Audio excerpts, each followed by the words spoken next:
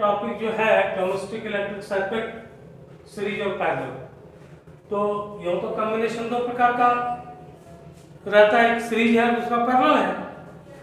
तो डोमेस्टिक में हम लोग सीरीज से भी कॉम्बिनेशन कर सकते हैं और पैरेलल से भी कॉम्बिनेशन कर सकते हैं, लेकिन सीरीज का जो कॉम्बिनेशन है वो डोमेस्टिक इलेक्ट्रिक सर्किट अपने घर के लिए वो ठीक नहीं है।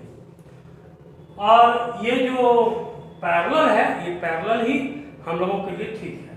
तो हम लोग इसमें देखेंगे कि आखिर ये जो सीरीज है, इसका जो सीरीज कॉम्बिनेशन है उसका क्या, ये पैरेलल कॉम्बिनेशन का क्या एडवांटेजेस है, एडवांटेजेस क्या है पैरेलल कॉम्बिनेशन ऑफ रेसिस्टेंसेस का, और डिसएडवांटेजेस क्या है सीरीज सर्किट। सीरीज सर्किट का डिसएडवांटेजेस क्या है और पैरेलल सर्किट का एडवांटेजेस क्या है।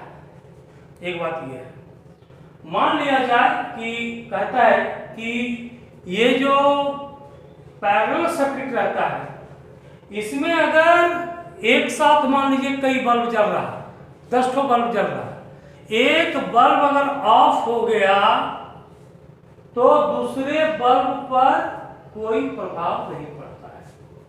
मान लिया जाए ये बल्ब फ्यूज हो गया तो बाकी बल्ब काम करता रहेगा, उसमें किसी प्रकार का प्रॉब्लम नहीं आता है। वही है, वन इलेक्ट्रिकल अप्लायंस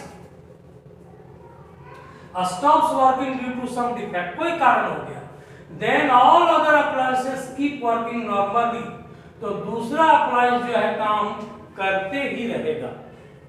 ये इसका एडवांटेजेस है। मान लिया जाए कि किसी का स्विच ही खराब हो गया, वो नहीं जल रहा है, या कोई बल्ब ही फ्यूज हो गया, वो नहीं जलेगा, तो बाकी बल्ब को कोई असर नहीं होगा। एक रूम का पंखा अगर गड़बड़ हो जाएगा तो बाकी रूम के पंखा का कोई असर पड़ने वाला नहीं है।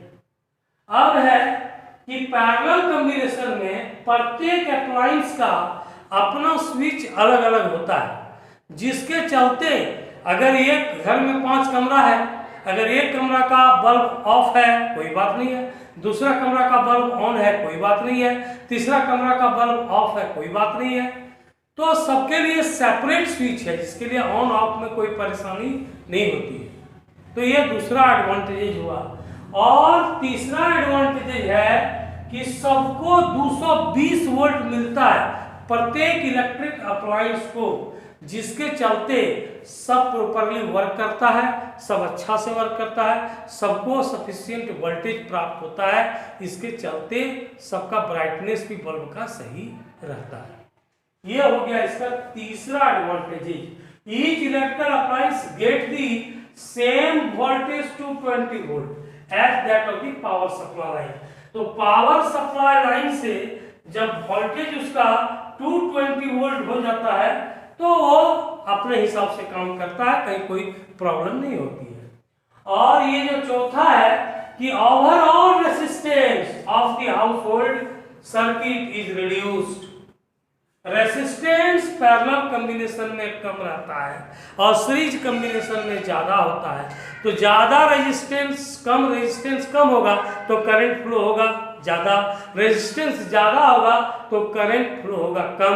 तो पावर सप्लाई लाइन से सीरीज पैरेलल कॉम्बिनेशन में ज्यादा करंट प्राप्त होता है, ज्यादा मतलब जो करंट है वो प्राप्त होता है, जिसके चलते कि ब्राइटनेस सब बल्ब का, फंक्शन सब बल्ब का ठीक रहता है, कहीं उसमें कोई गड़बड़ियां नहीं आती है।